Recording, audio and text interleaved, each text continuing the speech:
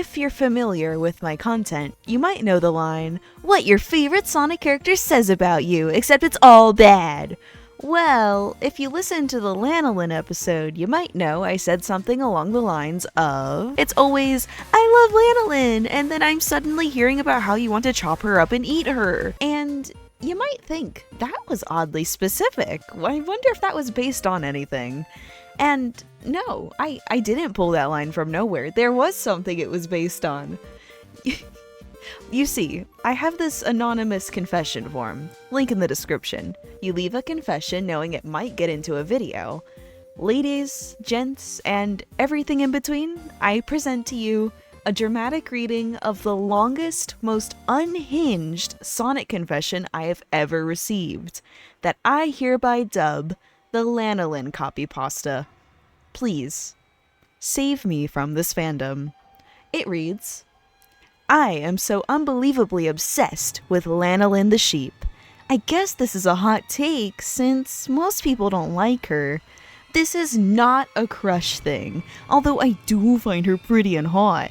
But when I mean obsessed, what I mean is I literally think of her 80% of the day. No exaggeration.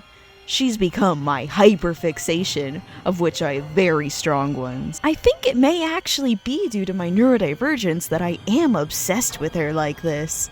She, to me, also reads as very neurodivergent, in particular autistic, with how she struggles to communicate well and seem quote-unquote friendly to others, constantly feels the need to mask herself, and seems to constantly be frustrated by others, but at the same time also see herself and recognize that she definitely has some strange differences. I relate to that, and I think as such, I kinda connect to her, so she ends up as my comfort character. And that to me makes her so compelling because she still tries so hard to be the best hero she can.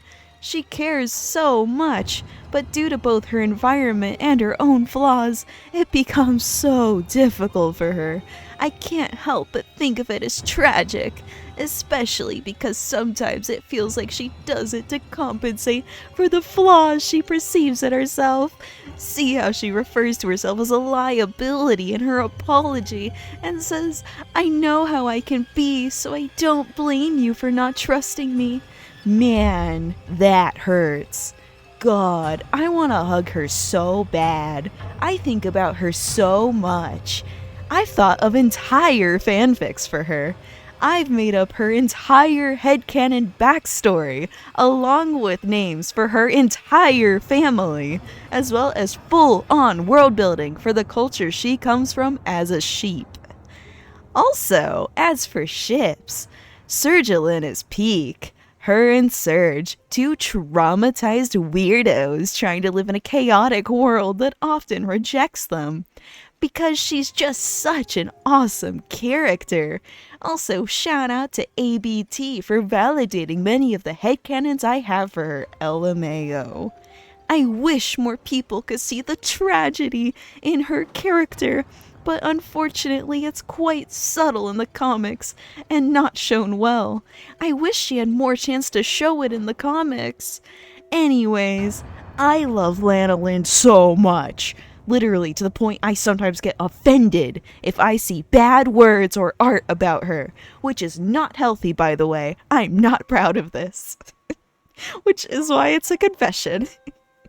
Obsession really ain't good, y'all. I often don't like seeing people romanticize hyperfixations, cause man, this stuff gets serious. I sometimes feel physically sick from thinking so much about her. It's genuinely disturbing a lot of the time. At least I have fanfic from it though, LMAO. But even so, I will still continue to love her and always advocate for her. I stan Lanolin until the day all sheeps are extinct from Earth. And if they become extinct, I will resurrect them for her. Also, I wonder if she would taste like actual mutton.